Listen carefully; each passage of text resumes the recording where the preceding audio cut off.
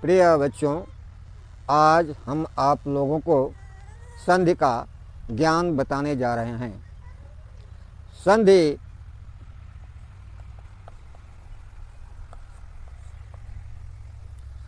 संधि का शाब्दिक अर्थ होता है जोड़ना। संधि का शाब्दिक अर्थ होता है जोड़ना।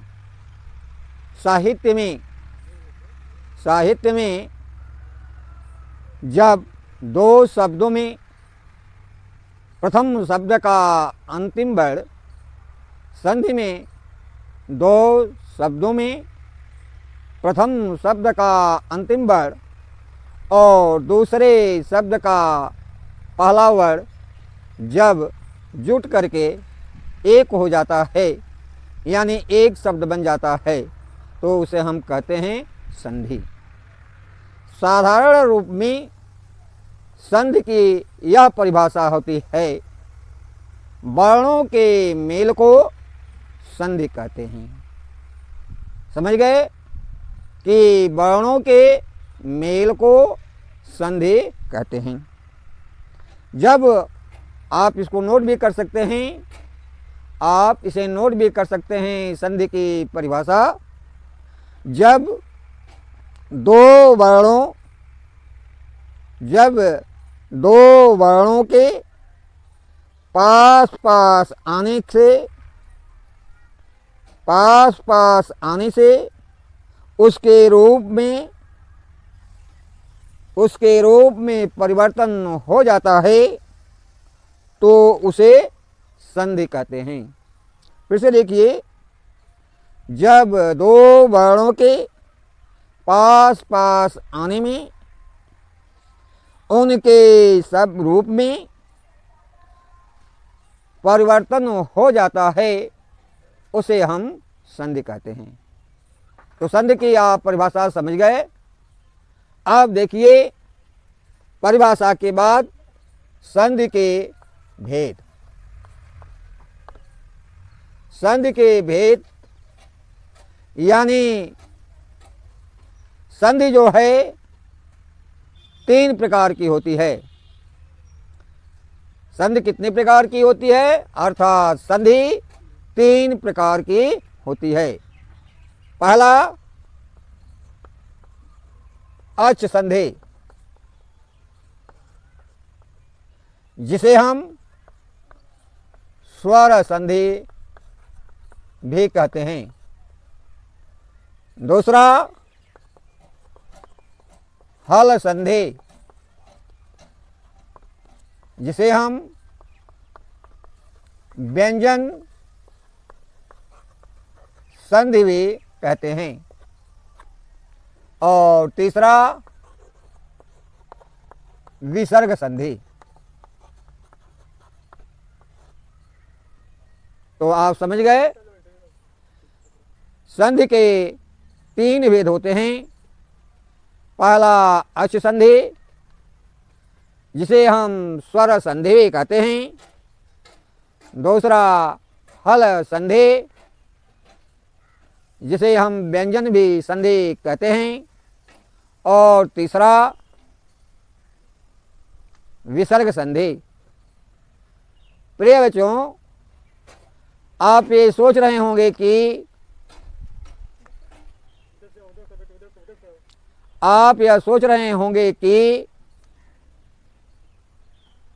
अच संधि और स्वर संधि अर्थात स्वर संधि को हम अच संधि क्यों कहते हैं। ये आपको बताया गया होगा कि पाणिनि के 14 महासूत्रों में अच प्रत्याहार के अंतर्गत सभी स्वर आते हैं। इसीलिए हम अच अर्थात स्वर संधि को हम अच संधि भी कहते हैं। ठीक इसी प्रकार पाणिनि महोदय के माहेश्वर सूत्रों में हल प्रत्याहार के अंतर्गत संपूर्ण व्यंजन आ जाते हैं, इसलिए हम व्यंजन संधि को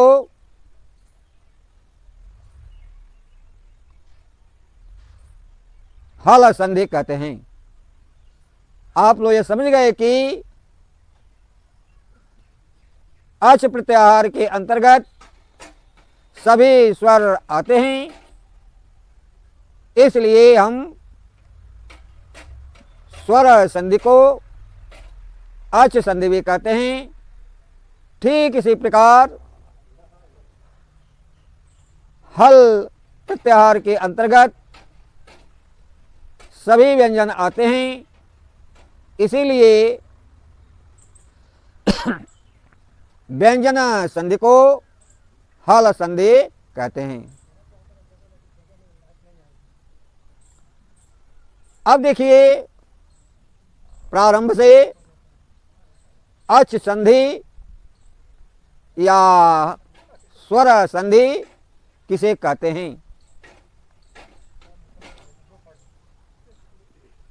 तो आप इसे नोट कर सकते हैं। अच या स्वर संधि की परिभाषा,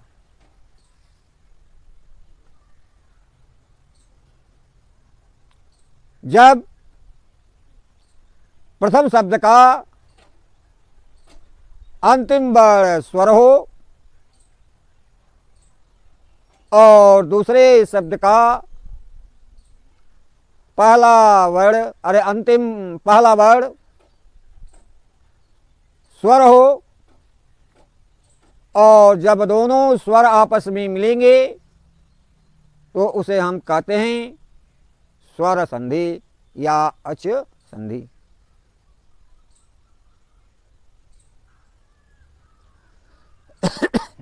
जैसे मान लीजिए कि आपको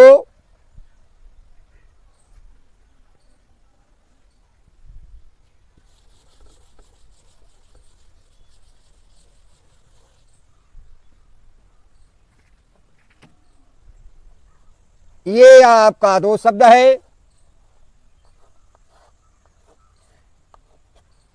यह आपका पहला शब्द है और यह आपका दूसरा शब्द है। दोनों शब्दों को आपस में जोड़ना है। सपोज कीजिए कि इस पहले शब्द के अंत में यह आपका स्वर हो और दूसरे शब्द के पहले भी आपका स्वर वर्ण हो, तो इन दोनों शब्दों में जब दोनों स्वर आपस में मिलेंगे तो वहाँ हमारा स्वर संधि होगा। हाँ, एक बात का आपको ध्यान देना होगा कि प्रथम शब्द का अंतिम वर्ण जो स्वर है वह स्वर की मात्रा होगी। यानी यहाँ पर हमारे कहने का मतलब यह है कि प्रथम शब्द का अंतिम में जो स्वर होगा वह आपका किसी भी आपके व्यंजन में लगा हुआ मात्रा होगा, लेकिन दूसरे शब्द का पहला वर्ण आपका लिखित स्वर होगा। यानी आप इसको समझिए कि यदि आपका प्रथम शब्द का अंतिम वर्ग स्वर होगा और मान लीजिए वह आ होगा, तो वहाँ पर वर्ण में आ की मात्रा होगी। लेकिन यदि दूसरे शब्द का पहला वर्ण में आपका स्वर होगा और यदि वह स्वर आ होगा, तो वहाँ पर माँ की मात्रा नहीं होगी बल्कि आ लिखा होगा। जैसे आपका एक शब्द है विद्या और दूसरा शब्द है आलय। देख रहे हैं कि विद्या में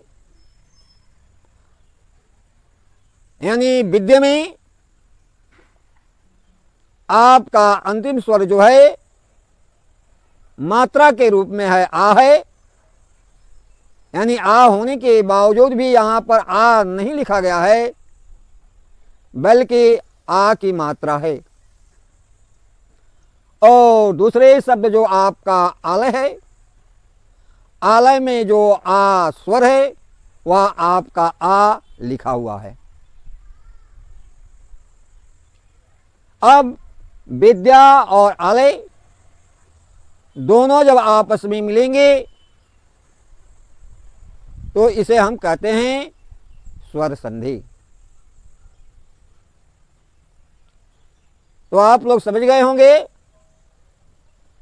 आप लोग इसको अपने कॉपी पर लिख लीजिए।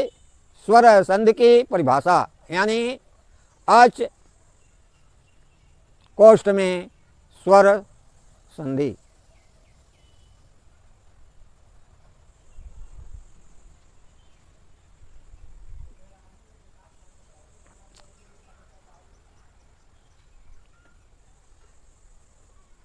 अब आप लोग हेडिंग डाल लिए होंगे अच कोष्ठ में स्वर संधि। प्रथम शब्द का अंतिम वर्ण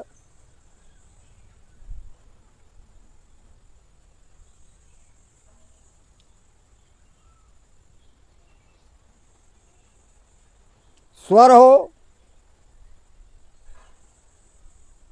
और दूसरे शब्द का पहला वर्ण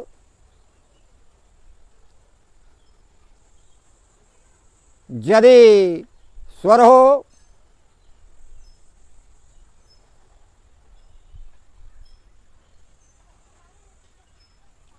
और इनके योग से जिस संधि का निर्माण होता है उसे हम स्वर संधि कहते हैं। जैसे विद्या धन आलय।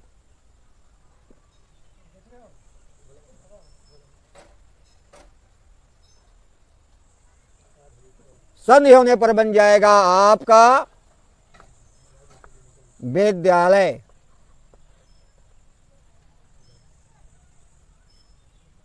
यह कैसे हुआ?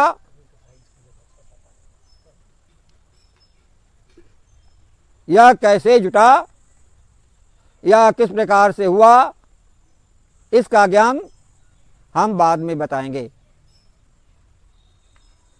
पहले आप यह देखें कि स्वर संधि किसे कहते हैं। हमें उम्मीद है कि आप लोग स्वर संधि की परिभाषा समझ गए होंगे। वैसे मैं पुनः इसको दोहरा दे रहा हूं कि यदि प्रथम शब्द का अंतिम स्वर और दूसरे शब्द का पहला स्वर आपस में मिल जाता है तो उसे हम कहते हैं स्वर संधि या अच संधि। अब देखिए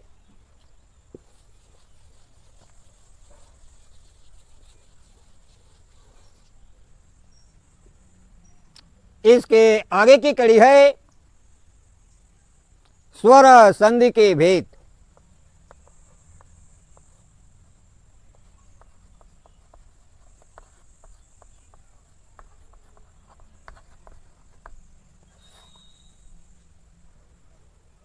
स्वर संधि के भेद का मतलब हुआ कि स्वर संधि कितने प्रकार की होती है। स्वर संधि कितने प्रकार की होती है। पहला दीर्घ संधि,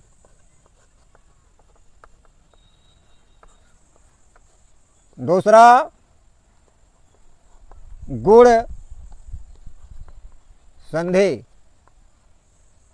तीसरा वृद्धि संधि, चौथा यड़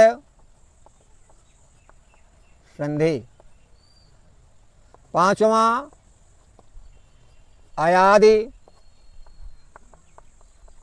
संधि, छठवां पूर्व रूप संधि।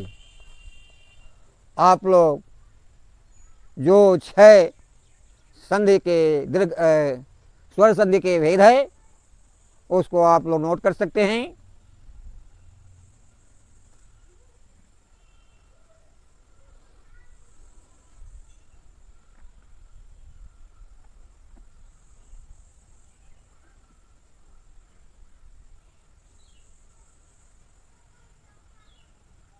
हमें उम्मीद है कि आप लोग इसे नोट कर लिए होंगे। अब देखिए, पहला स्वर संधि का भेद है दीर्घ संधि।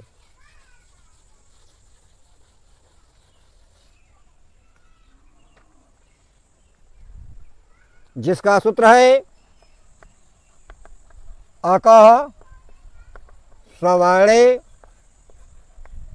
दीर्घः।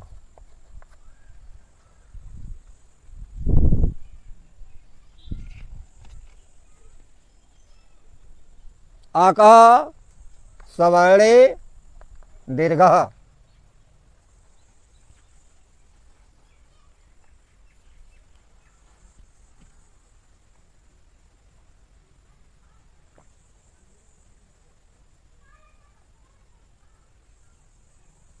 अब आप लोग दीर्घ संधि के नियम को पहले नोट करें, तब इसके बाद मैं आपको समझाता हूं।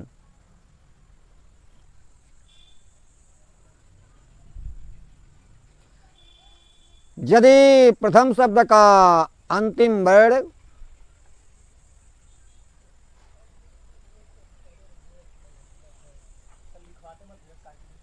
हाँ, तो कैसे कंटिन्यू तब हो पाएगा?